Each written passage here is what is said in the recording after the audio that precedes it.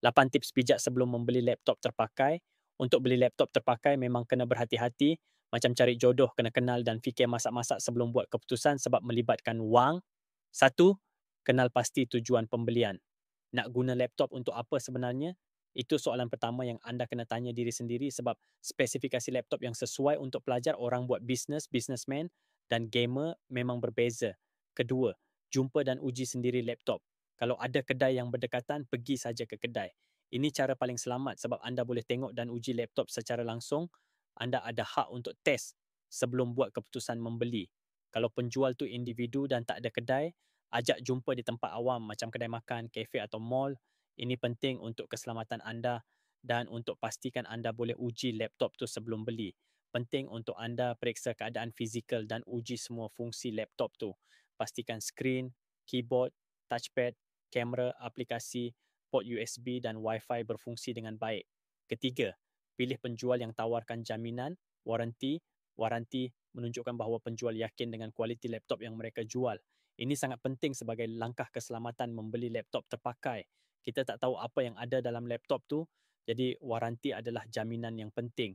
Jaminan sebenarnya berikan anda lebih keyakinan dan hilang rasa risau jika apa-apa berlaku selepas pembelian. Keempat, elakkan harga yang terlalu murah. Okey, ini kami nak tekankan betul-betul. Kalau harga ditawarkan terlalu murah sampai tak masuk akal, besar kemungkinan ia satu penipuan scam. Ingat, too good to be true selalunya memang bukan betul.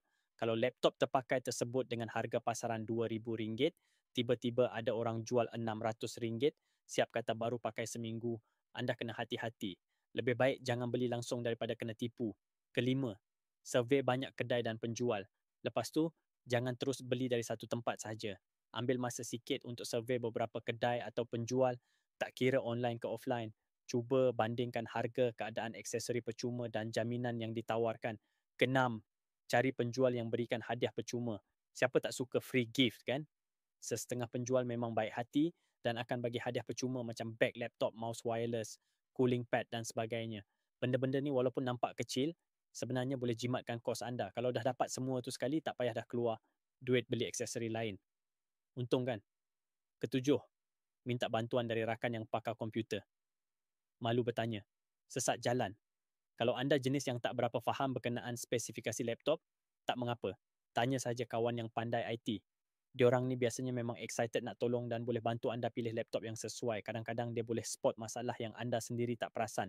Nak lebih selamat, minta dia datang sekali masa test laptop tu. Kelapan, baca review di media sosial atau forum. Akhir sekali, buat kajian berkenaan model laptop yang anda minat tersebut, lihat dan baca di forum komputer, media sosial, YouTube, TikTok dan sebagainya. Tanya pengalaman orang lain yang guna model yang sama. Jika anda nak cari laptop pada harga bajet, tip-top performance, boleh hubungi kami di 0182122510 atau layari laptopbudget.com.